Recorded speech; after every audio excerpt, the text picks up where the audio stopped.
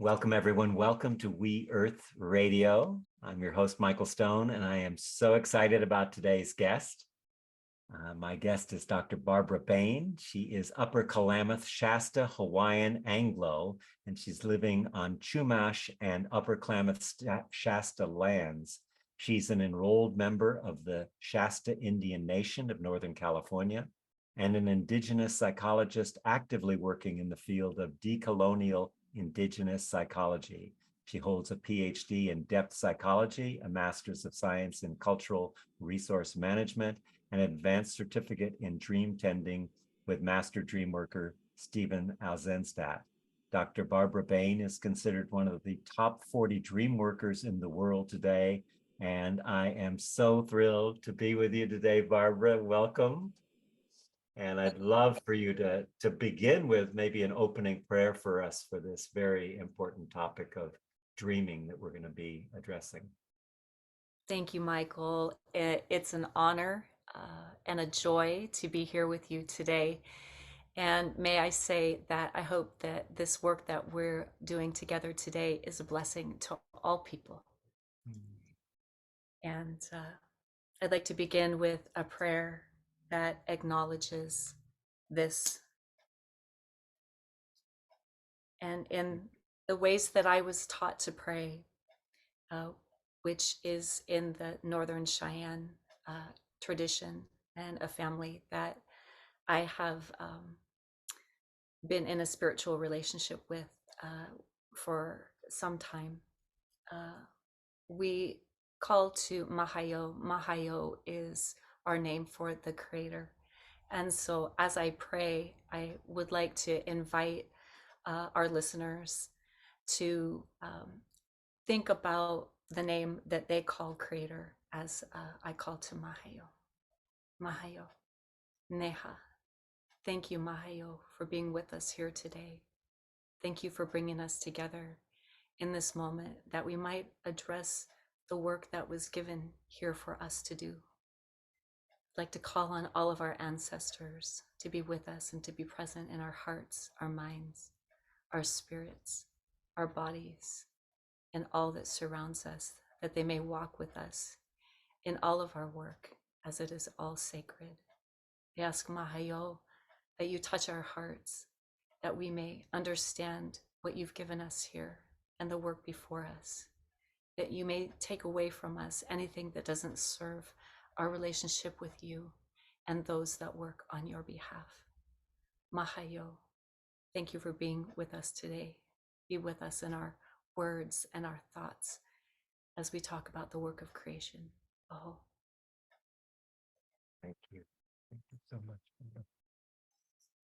Well, here we are, and we're going to talk about dreaming. And of course, your specific niche is working with Native Indian people and communities. And I would like to start out first in kind of exploring the whole idea of what makes an Indian Indian from the multiple perspectives. Your Upper Klamath Shasta-Hawaiian-Anglo living, and you're an enrolled member of the Shasta Indian Nation.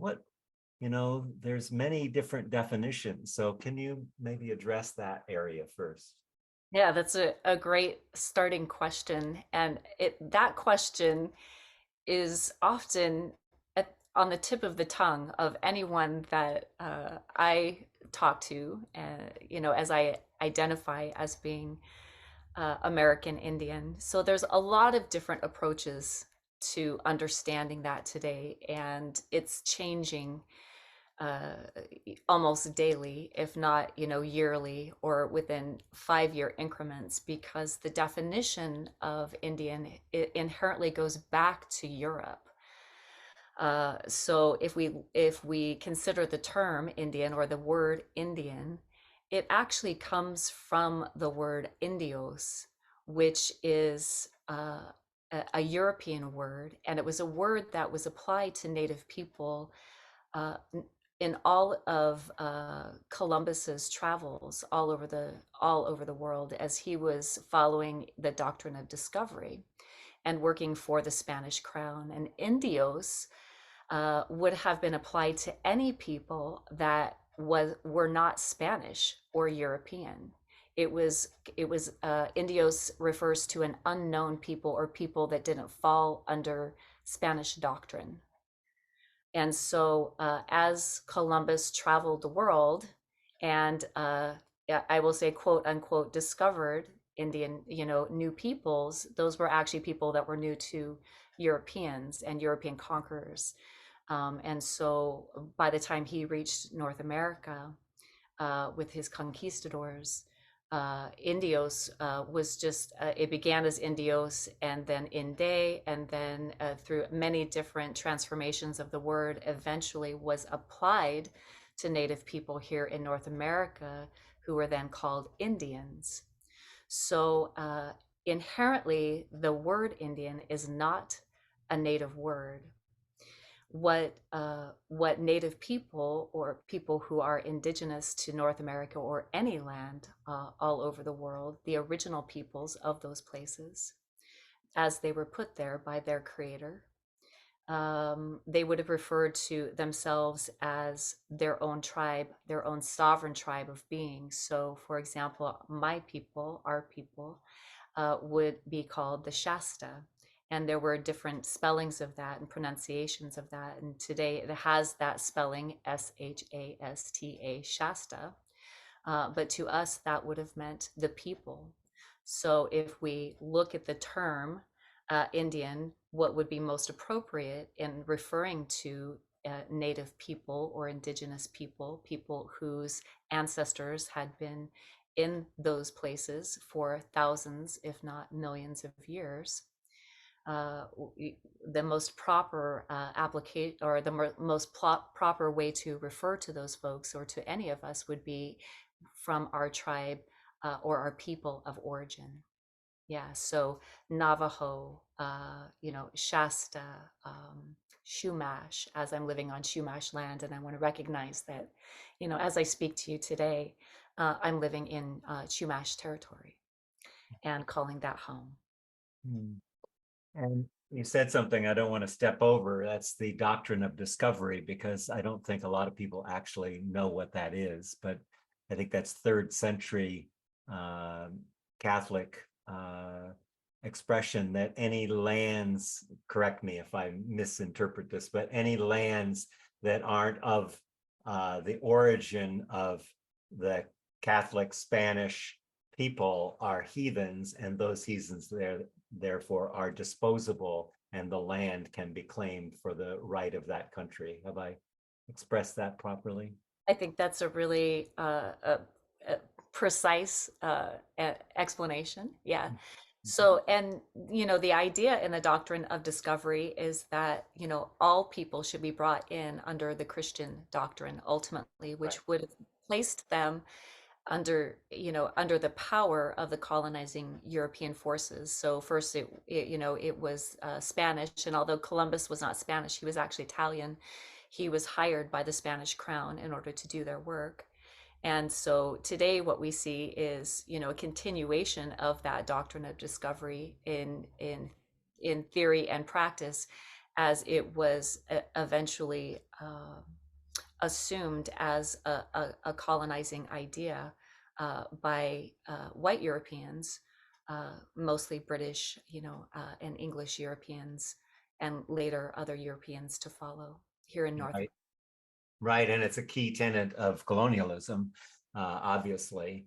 And so one more piece on this, the colonialist perspective of what's an Indian. We didn't talk about that, whether you're 5/8, 1/2, 2/3, 1/4. Talk Yeah. about that whole game. Yeah. So that was basically the question that I posed in my first master's degree in cultural and natural resource management. And I say cultural and natural resource management because natural resources for Native people are cultural resources. So the two are one and the same. And I posed that question going into graduate school for my first time because I wanted to know, when people asked me, well, how much Indian are you? You say you're Indian, so how much are you, as a defining factor in identity. So that is a term and an idea that was applied to Native people following 1870 and laws that were passed in the 1870s that basically divided Indian reservations that had already been treated and allocated to Native people as one huge reservation. And then this act called the General Allotment Act was passed. And what that act did was it divided already treated reservations into individual parcels of land. And then that land was distributed to individual Native people on the basis of what was considered to be a blood quantum or a quantum, which is an abstract idea that has no biological foundation. So what would happen is an Indian agent or a census agent who was taking down the facts for the U.S. government to decide who was Native and who was not Native, and therefore, that would decide whether or not they were given land. So in some cases, the person who was being interviewed, the Native person would be interviewed, and they would be asked, well, how much are you? And they might say, if they had a white father and a Native mother, they would say they were half. If it was really determined without any kind of scientific or biological foundation. If they had two Native parents, they would be considered to be full blood. If they were in so In some cases, a full-blooded Native person would get, say, 360 acres of an individual piece of land if they were full-blood. In other places, and on other reservations around the country, they might get 40 acres because they were considered to be more Native. And so they would get less land because it was assumed that they wouldn't farm the land. And so that was really the genesis of the idea, is that Native people would be given a parcel of land, and then they would farm that land in order to civilize them and basically make them white, culturally speaking. And in that way, they would be able to survive the duress and the conquer that they were experiencing. And so what we see today is that there is no foundation for that idea at all in terms of its fact. Now we have DNA testing, which gives percentages, but that's not necessarily a quantum. So DNA percentages are entirely different from a blood quantum percentage. But those blood quantum percentages were used up until about 20 years ago. Maybe a little less now. They're still used among the tribes because it was imposed. Those ideas were imposed upon tribal people and tribal systems in order to discern who now today gets resources from the federal government. So the federal standard for acknowledging who is a legal Indian in the United States is 1/4 Indian blood quantum. Once again, there is no actual biological foundation for that. It was a completely abstract idea.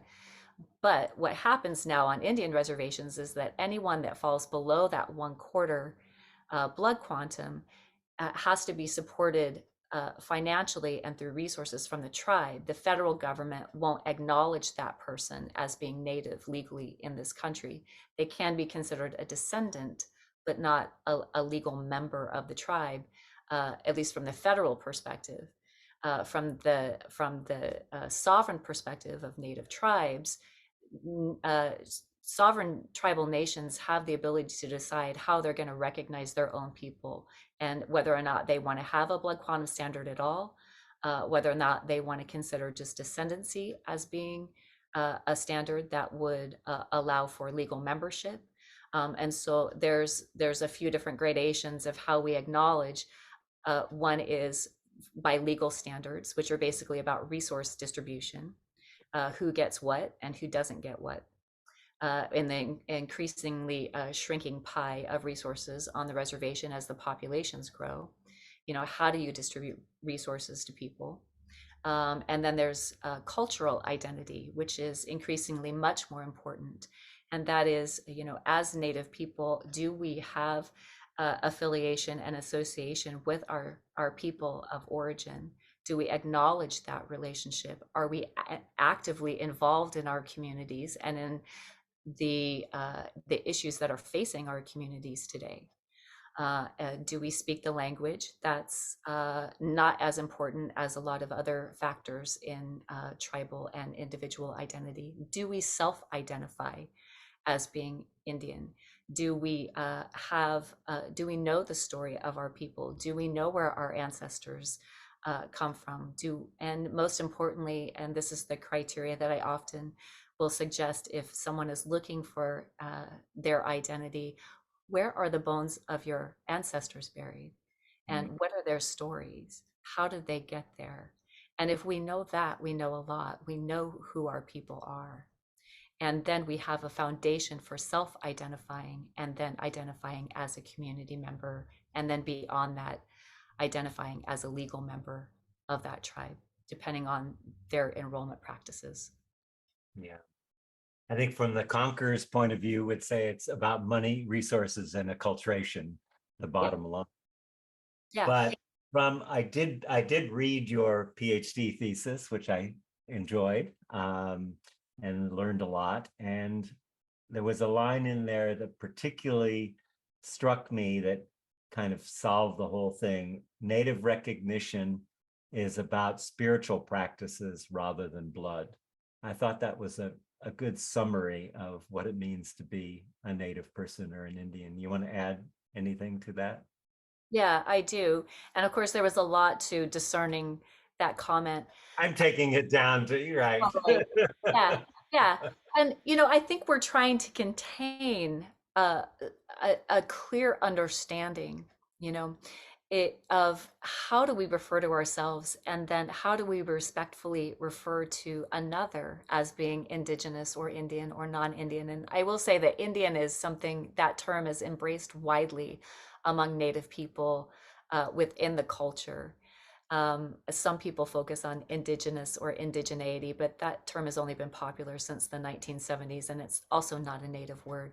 And so when we're talking about, upholding who we are as Native people, original to our places of emergence here, spiritual places of emergence, where were our people put on the earth? And then what are the traditions, the spiritual traditions that we're called to, whether those are our own traditions that are inherent to our peoples, or whether those are traditions of another, that we've been adopted into.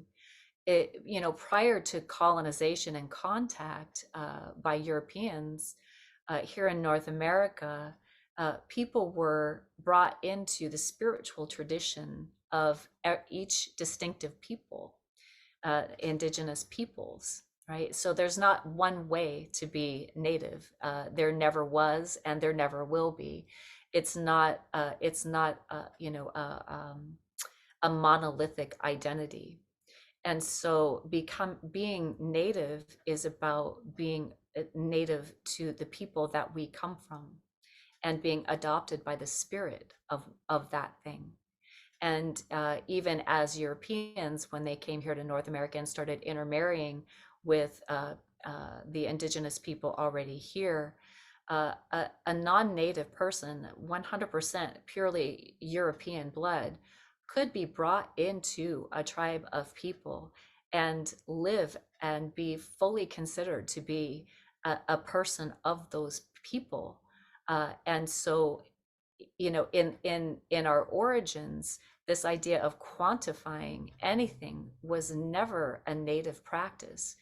So, once again, we have to go back to what are the colonizing policies and ideas that have been applied to Native people that have been taken entirely out of context. And then all of that gets even more, kind of confusing when we talk about the New Age spirituality and adopting, taking from another culture and identifying that as our own. And so that's a whole other issue. But inherently speaking, when we are called to the spirit of something, and then we immerse ourselves in that way of life, and that is ultimately what it means to be a native person. Is it's not a religion, it's a way of life. It's how we conduct ourselves on a daily basis. It's how we pray to our creator and the helping spirits that work on behalf of that creation in the way that we understand it and know it. Beautifully said. Thank you. Excuse me. Um, let's talk about dreams and dreaming.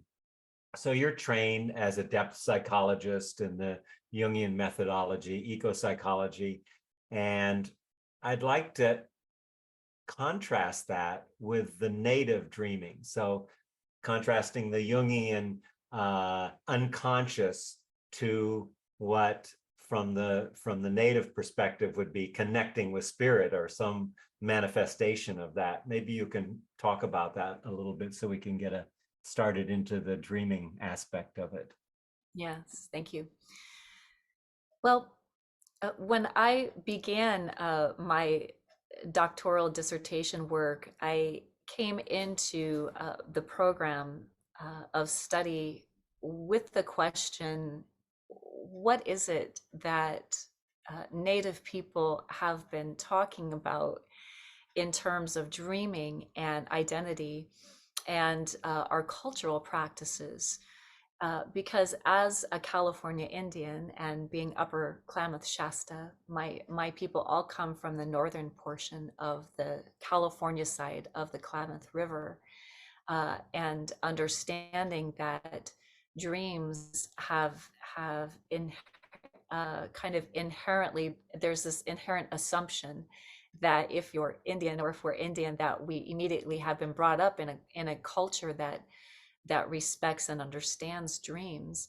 And what I found throughout my life is that most Native people actually don't have a relationship in that kind of depth with dreaming. And it's because that's one of the things that was lost in the conquer of our people and the genocide of our people. So how to even establish a relationship with the dreaming world in our ceremonial life, or in the daily life, really became my question. And what does that mean to have a relationship with that? And in the process of trying to understand that for myself, and having had dreams in my own ceremonial practices, that I did not have a traditional elder that could help me understand what that dreamt, what was dreamt, and what the meaning of that was for my life. I began this quest to understand that for myself and to try to recover that knowledge where it has been lost.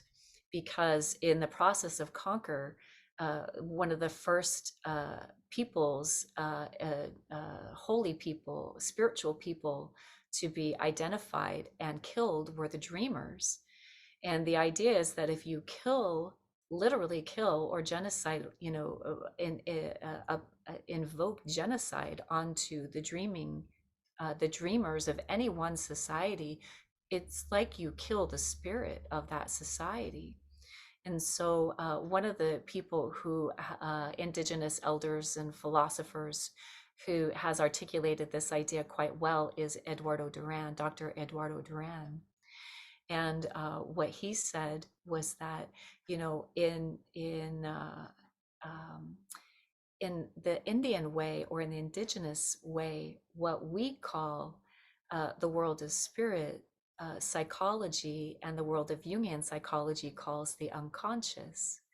And so here we are in what is not a place, as Jung has defined that. He reminds us that this is a process, right? This is an ongoing, perpetual creative process that we're in. And we understand that to be that we are always dreaming. We are never not in a state of dream. And so if we're to claim that idea and reclaim that foundational human practice of dreaming, we can agree that we all dream. Whether we remember our dreams or not, or we're consciously with our dreams, is one thing. but to acknowledge that we all dream, and that as we do, what we're doing is we are in an ongoing relationship with the sacred world, and with the world that is perpetually becoming, perpetual creation. And if we're to lean into and listen to the language of the dream, the symbolic language of the psyche, the symbolic language of the sacred world, and we begin that process of understanding dreams again, how they're trying to communicate with us, how we're in relationship with that world, then we understand our lives and the very dynamics that are actually helping us create our lives, whether we're conscious of that or not. Oh, I love that. And inherent in that is, from the Jungian perspective, it's very much in the Cartesian Newtonian objective reality, if it can't be measured and seen, then it doesn't exist kind of thing.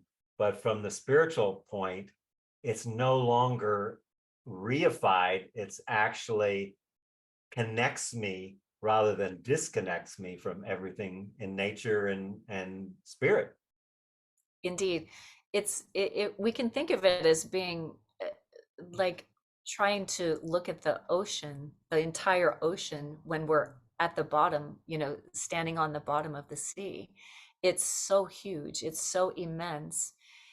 It's it's in everything that we do. It's in every movement that we make. It's in every breath that we take. It's in every moment that we're alive. We're literally in an imaginal process that is intensified. Another elder explained to me that dream is like the ultimate meditation, right? It's when we can really be so present with the moment of reality that we're in, that we acknowledge that we are in a, this full creative capacity with a world that is so much more complex and great, so much greater than our limited minds in the human body can actually understand or contain. Wow, that's beautiful. What comes to mind to me then, in looking at um, the history of, let's just say, for point of conversation, because that's what you've been working in, the native population of California, and the fact that by, what was it, 1849, 98% of the population, the Indian population, had been decimated. In other words, the very few people that were left with a legacy of deep trauma. And so if we're looking at that trauma, the number one issue in trauma is separation. It creates separation. And so if we've got these dreaming practices, I think it's really powerful to look at how can the native perspective on dreaming, whether you're an Indian or anyone that's listening to this podcast, how can that heal the trauma, the separation, the colonialization, the acculturation that's taken place not only in the indigenous populations, but in all populations? Mhm. Yeah. Well, here in California, by the 1900, there were less than 15,000 Native people left. And so when gold was discovered at Sutter's Mill in 1849, in that 2-year period between 1849 and 1851, when gold was later discovered in Wairiko, where my people were located, um, it really instigated and initiated this gold fever. Uh, Literally tens of thousands. By 1900, over 300,000, mostly men, had moved in from all over the world in concentrated into gold country here in California. And so in order to get to the gold, of course, the people were just cleared out of the way. And so what was experienced here in California was the largest mass murder in US history, because it was the genocidal impulse that was perfected. Because as the westward advancement moved from east to west and then from south to north, uh, the genocidal impulse and the conquerors couldn't go any farther west without heading east again, right? And so what we experienced here in California and our native population was a genocide so horrific and intensified as to be unlike any on the planet at that time. And so as we hold the intergenerational trauma that has emerged from that, for our peoples, uh, it was just yesterday for us, because that, I trace my lineage back to my ever so great grandmother, whose name was Atitipak, who was at the site of the genocide and who was one of the survivors of our genocide, which left only 150 Shasta people alive. And so my ever so great grandmother and her daughter were survivors of that genocide. So for me, that's a very personal history. For someone who is not Native or doesn't identify with that history, and I say history, but these are events. They're not just history, and they don't live outside of ourselves. As Native people, we carry that history with us and that remembrance with us, and we actually carry it in our bones and blood, because as we have had to no choice today to recognize that we are the blood of both the conquered and the conqueror. And so we walk in two worlds. We have to hold both of those places. And as we do, to bring back those traditions that have served that have served our peoples traditionally.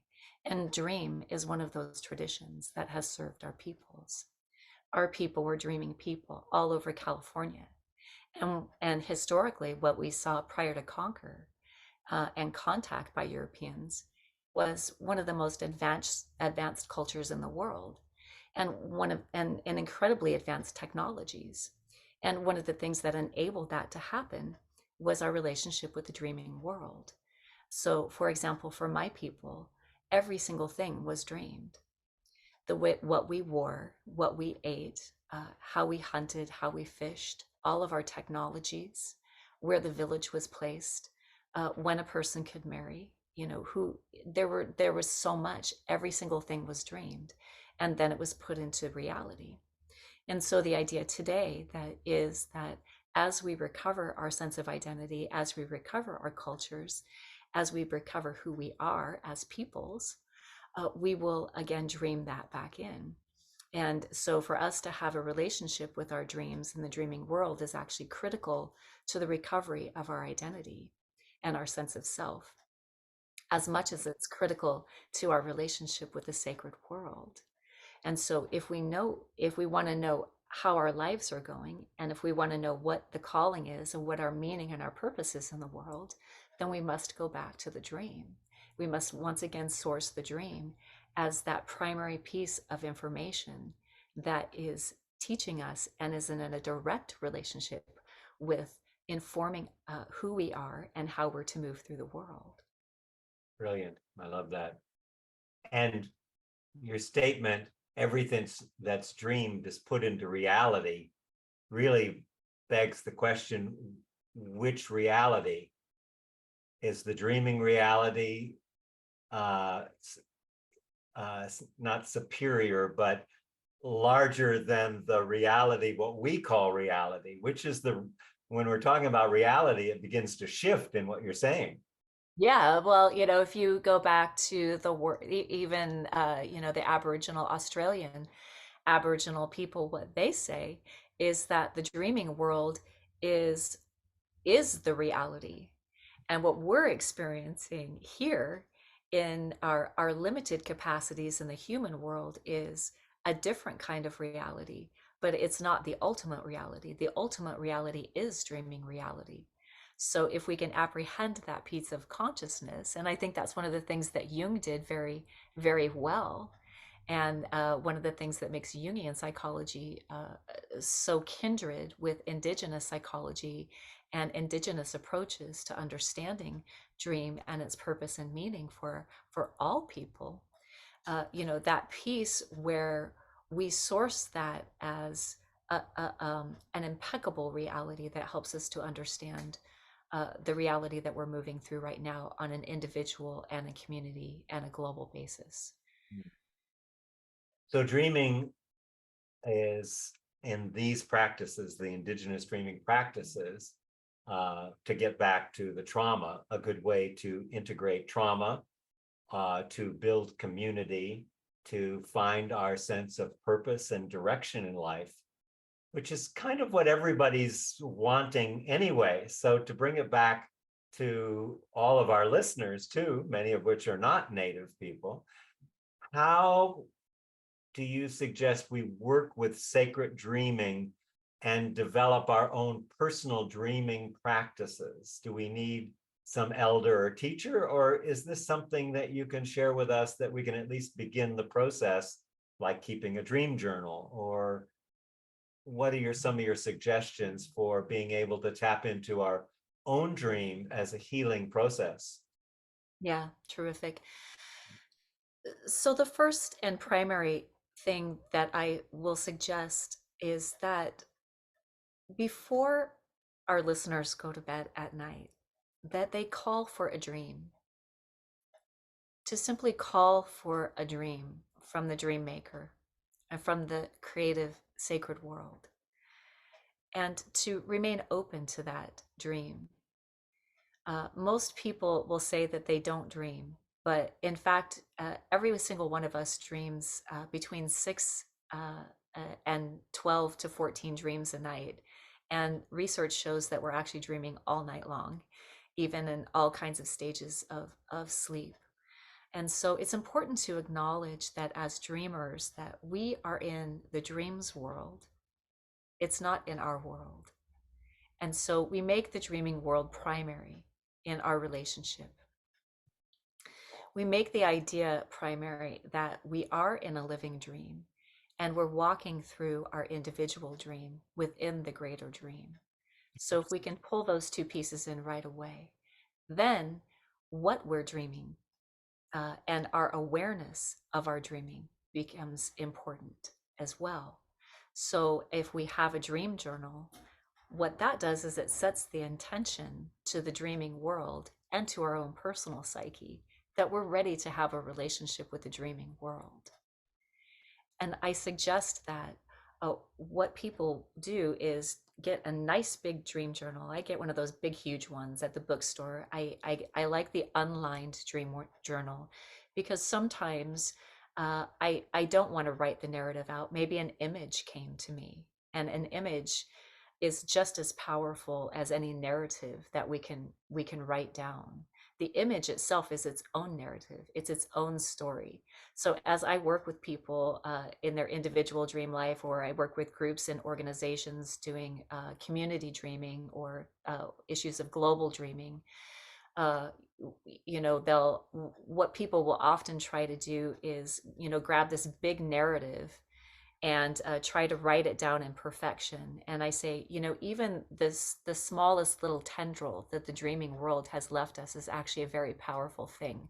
We don't have to have an epic dream to understand what the dreaming world is trying to share with us, or the processes that it's offering us to help us with our own understanding or meaning or purpose in the world. And then if we're to look at trauma, you know, uh, I work a lot with nightmares. I work a lot with recurring dreams. And one of the most important and the key points that will probably grab people's attention here is this understanding that if a dream continues to beckon for your attention in an unforgettable way, like a nightmare, or where that is probably something that's being processed in the body itself, because we hold images in the body. And so if we address a difficult dream or a nightmare or something that's traumatic to us, what we're really doing is addressing it even at a somatic level as to how that is continuing to be processed in the body, and then where is it in our personal relationships, in our waking life. um, People, a lot of folks will have a dream uh, that is a difficult dream, and it's a guarantee that something in the waking life has cued that dream off or has set that dream off. So it's important to really notice when a difficult dream has visited, what has gone on in that dreamer's life to cue that off.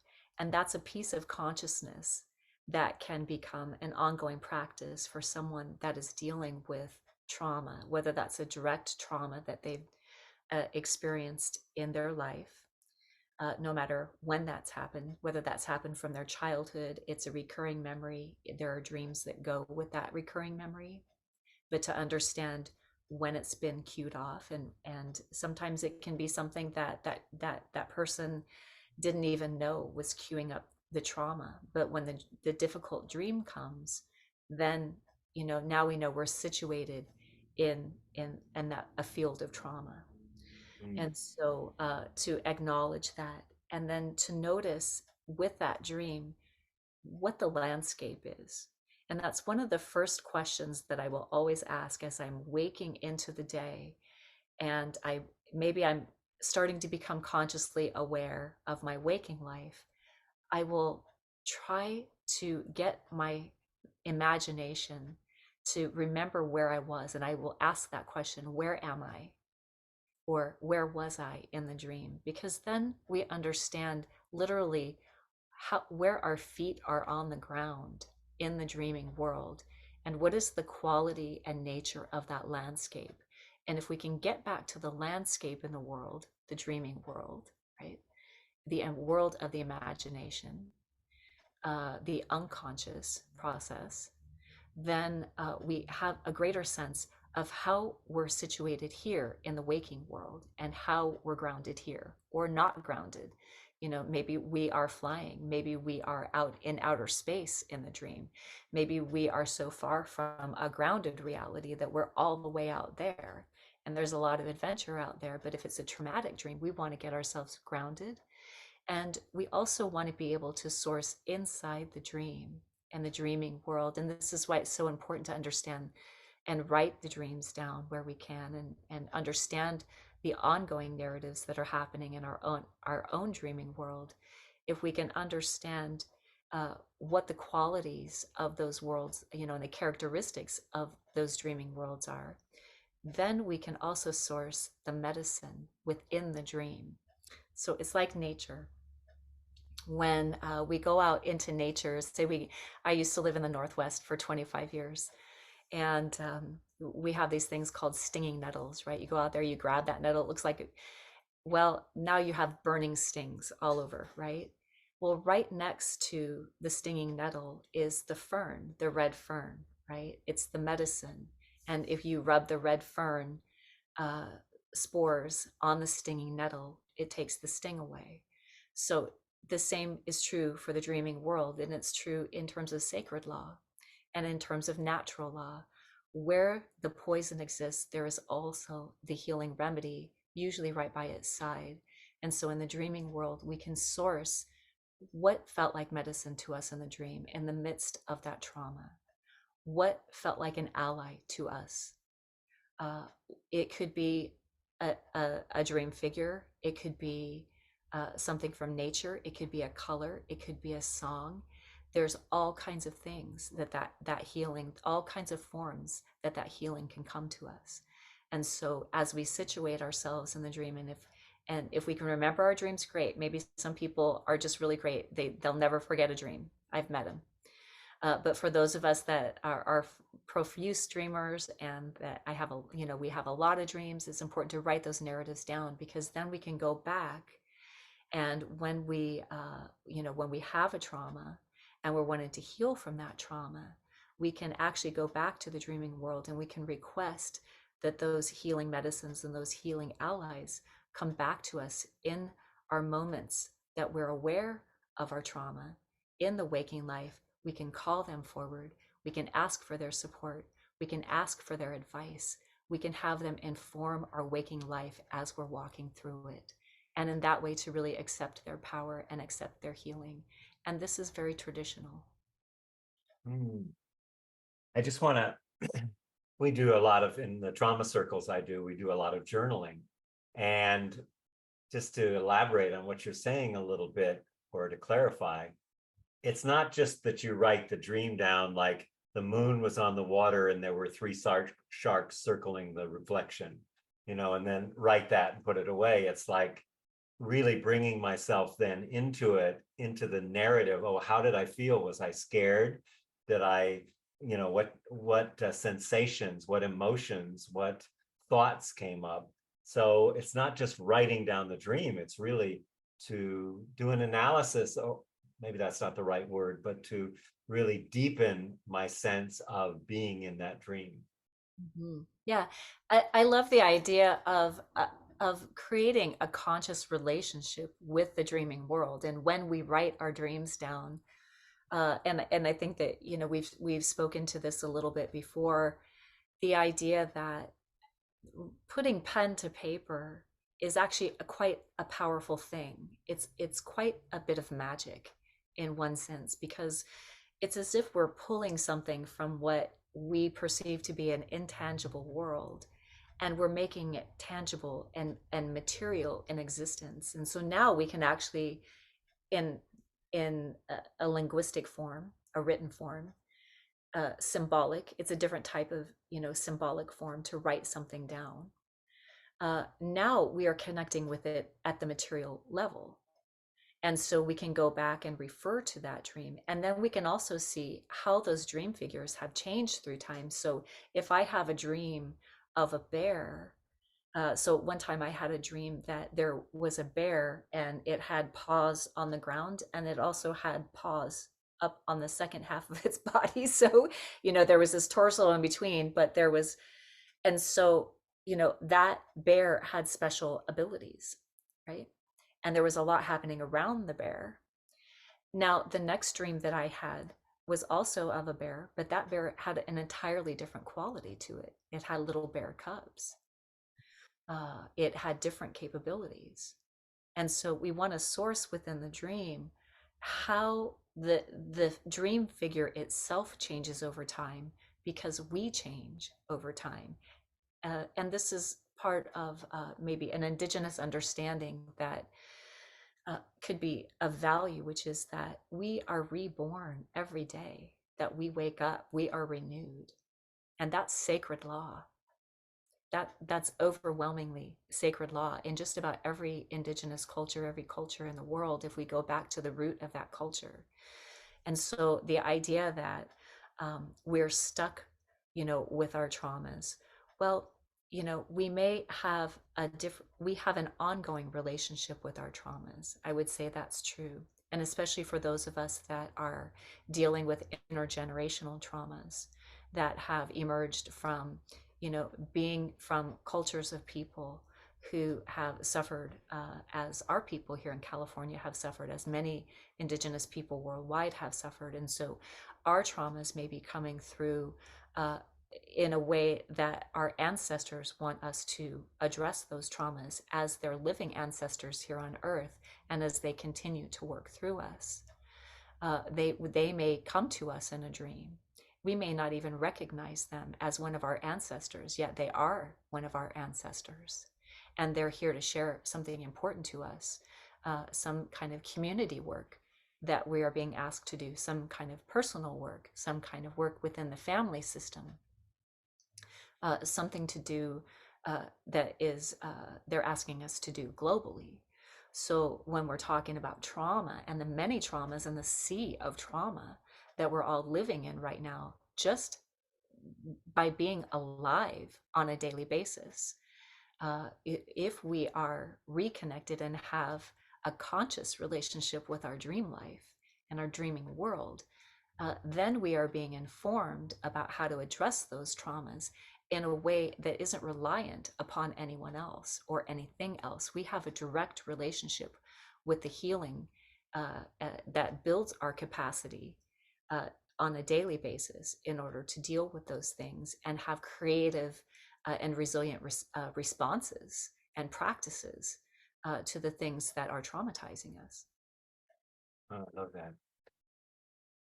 Talk about community dreams, the matrix idea that you have, and the power of actually being able to put together community dreams and how you do that. Yeah. Well, community dreaming, and most people refer to this as social dreaming, which there was a resurgence of social dreaming that came out of England in the 1980s. And so I love that because to me, that's living proof that you can't keep the dream down, even at a community level. The dream will find a way to emerge into our realities in a way that we cannot ignore. And so G. Gordon Lawrence really brought that back, into vogue in terms of how do we dream together as groups, as organizations, as corporations, and pretty much any group or organization can work with the dreaming capacity within the matrix of that organization. So the idea is that we are all connected uh, by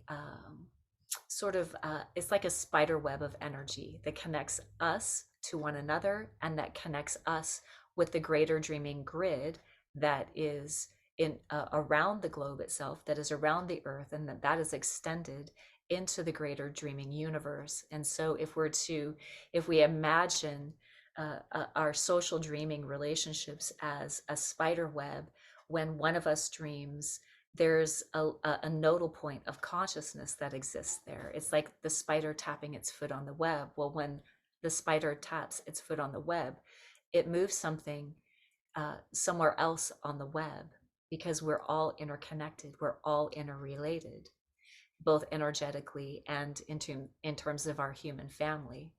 So the idea is that when a group comes together, that group was meant to come together in that particular matrix, that everybody that is there is meant to be there and is meant to do the work of dreaming together. And so what we do is we source what is going on by speaking in the unconscious of the group, by speaking shared images or by speaking images and dreams, whether that's for the time that the group was there together, so what I do something called community dream matrix, where I get people together in the same room, and preferably we speak dreams into the room that have been dreamt in the last 2 weeks to the last month. And then inevitably what happens is recurring dreams and other things will come in. But it's nice to really get what is going on in the unconscious life of the group or the community, by speaking our dreams into the same space, so that we can see where we're actually dreaming together. And that is quite a phenomenon. And most people will leave those dream matrices uh, really totally blown away, because they had no idea that they were dreaming of similar dream figures, similar dynamics in the landscapes. All kinds of events, all kinds of images can come into these matrices. And the idea is that the dream figures themselves get to meet one another where they wouldn't have otherwise. And so now, as we speak our dreams into the shared space, now the dream figures themselves are communicating with one another in the world of the imaginal. Important to understand here that when I say imaginal, it doesn't mean a fantasy or something that is made up. The imaginal world is quite a potent place, and in Indigenous theory as well as in Jungian theory, it's as if we dream with our heart, right? We imagine with the heart. That is the seat of imagination, and so it's actually quite a potent thing that cannot be othered. Like the imaginal cells in the caterpillar that turned it into the butterfly. Right, yeah. So if we can place focus again on that dreaming, and the world and the imaginal world is a reality, and quite a potent reality, then we can reclaim our relationship with that reality, and then we can work with it at a conscious level. So let's look at it a practical. Let's say I had friends in my community and I thought I want to do a community dream matrix and I want to look at the issue of homelessness. And we got together and we set an intention and we talked about that. Now, how would we move that into the dream world and then come back and begin to share um, our insights that came from the dreams? How would we set that up? I'm really fascinated. I want to get our city council over here. Okay. Well, we could do this. We could do it. So here's how I would do that. And here's how other people that conduct dream matrices would probably approach this. And so the first thing you do is you identify that you want to have a social dreaming, and you want to create a matrix. And then you invite people to that matrix. And I like a very solid container for my matrices. So a quiet room that can, we can limit the amount of noise so that people can be warm and comfortable, and there is a quiet setting so that people's voices can be heard. So the first thing that we do is we really can create a safe container for people. And within that safe container, what we say is that anything that is spoken into the matrix belongs to the matrix, right? So if we're talking about a city council addressing issues of homelessness, that may be a little less necessary because the work itself is going to be community work. And so whatever is dreamt or what is brought in through the imaginal world is meant to be shared outside of the matrix. However, if it's a group doing a deeply personal work or deeply personal setting, then anything that is spoken into the matrix should stay with those dreamers. And everyone has to make that agreement from the beginning. So you're not talking about someone else's dream on the city bus, Right. and Right. so we're holding this as a sacred space, right? And so, but if we're to do active work, community work, we bring everyone together, we make sure everyone's voices are heard, and then we nominate someone, or someone can volunteer to be a scribe. So someone will be up and fully present. Most of the time, that's me or whoever is conducting the matrix, but someone else can volunteer to do that as well. And every single thing, or as many comments as can be recorded, written down, is written down. So flower, boy running, um, blue sky, lightning, all of these things, right?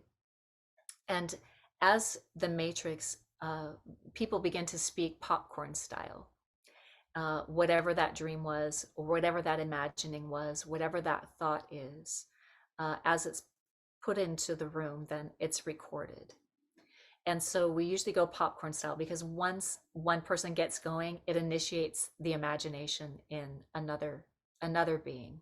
And so now the imaginal world is communicating as much as the physical world is communicating.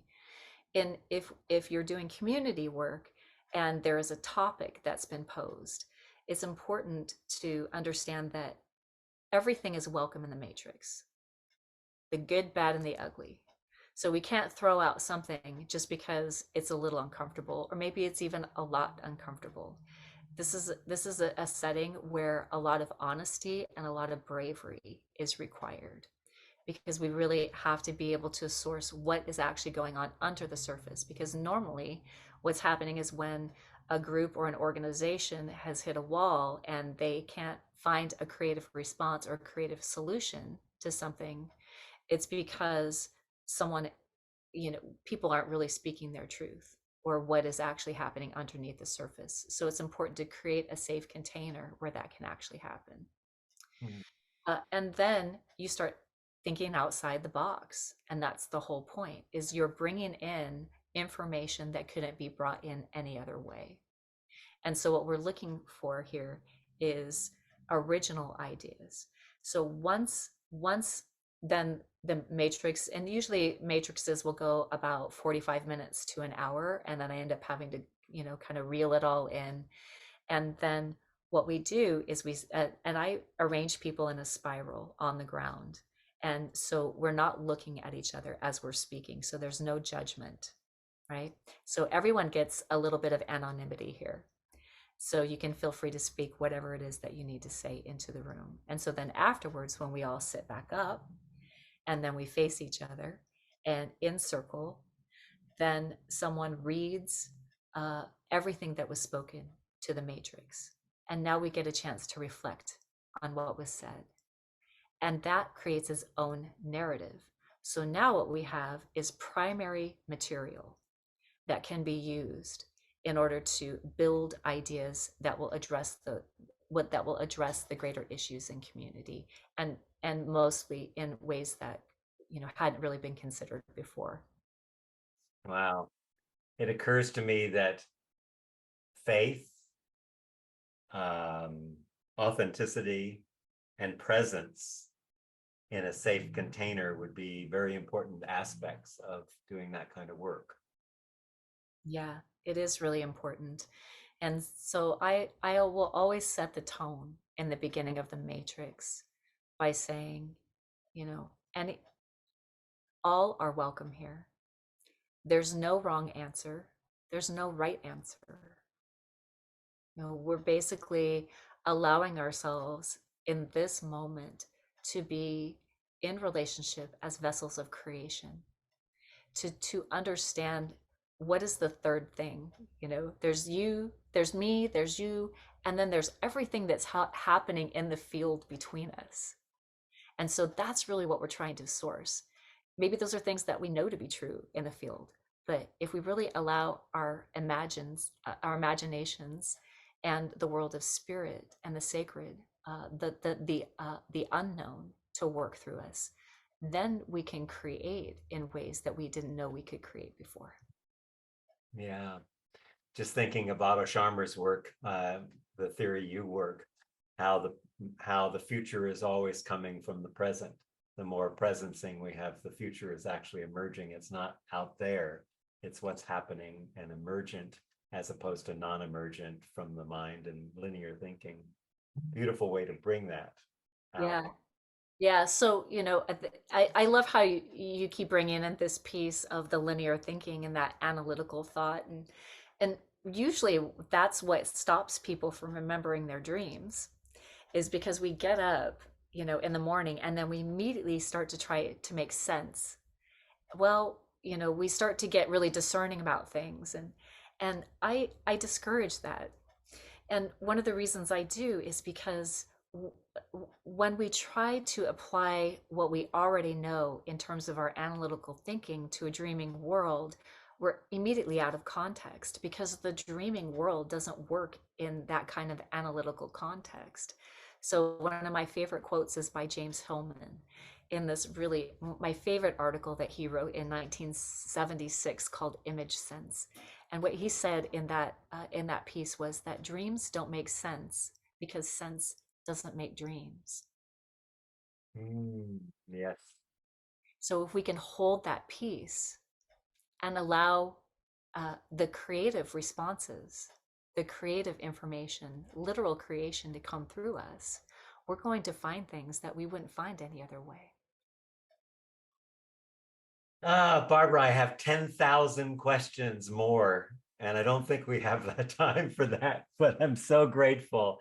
I'd like to bring this session, maybe we'll do another one together, with just looking at things that you think are really important that we didn't say, that might want to be emergent right now in just our relationship, that in between that you're talking about. Yeah, yeah. That which we don't know, the unknown, the more than human world, the other than human world, that is constantly informing us, whether we're aware of that or not. And I do want to acknowledge that in terms of trauma and the field of trauma, and the beautiful work that you do in terms of integration, that this is a piece of nature that can be brought into us as a great healer, no matter where we are, no matter what context we're in, no matter what we're doing. Is dreaming is nature. It is natural to us, and it's so powerful. It's it's an amazing way for us to be able to access those things that we normally can't see when we're overwhelmed by our trauma. The dreaming world helps to discern that on our behalf.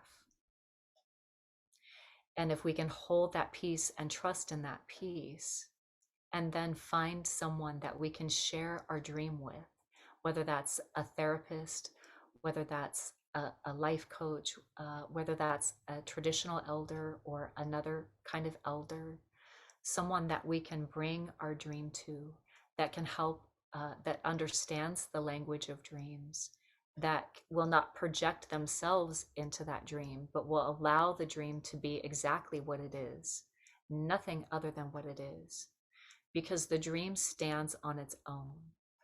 The dream and the dream figures, they have a life of their own. They have autonomy of their own. They have power of their own. And so when we're stepping into a relationship with the dreaming world, we are in a co-created relationship. We are in a shared relationship of power. And if we honor that, then we will receive the blessings and the knowledge that comes from the dreaming world with the intention and the gravity that it deserves, and that it brings it into full honor, both in ourselves and in the dreaming world, because the dreaming world is actually realizing itself through us as we are realizing ourselves through it. So we can be assured that this is a co-created relationship that is ultimately for our well-being, and that it will offer us the answers that we're seeking. The other thing is that when we're acting upon a dream, it's important to understand that we should never bring harm to ourselves or harm to another. That a dream is a very powerful thing, and there's a lot of different themes, there's a lot of different dynamics. And so if we're to act upon a dream, to understand that it is a process in which it helps to balance ourselves, both within our own being, but also in the world itself, in the natural world, and in the world's dream that we're actually dreaming with.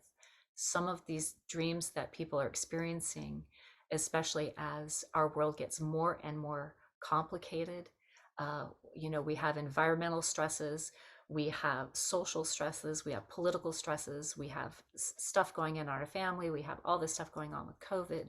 So it's important that we take the dreaming world's cues in a way that are not absolutely literal, but that also we take them with a certain symbolism, and that we never harm ourselves or another.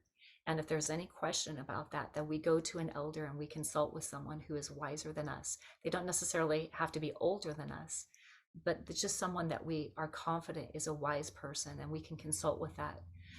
Because if we're called to do work in the world, that also needs to be affirmed by individuals in our community that we step up with, that stand behind us, and that are our supporters as we walk into the world with that dream. And that always in the lead is the well-being of ourselves and the well-being of others.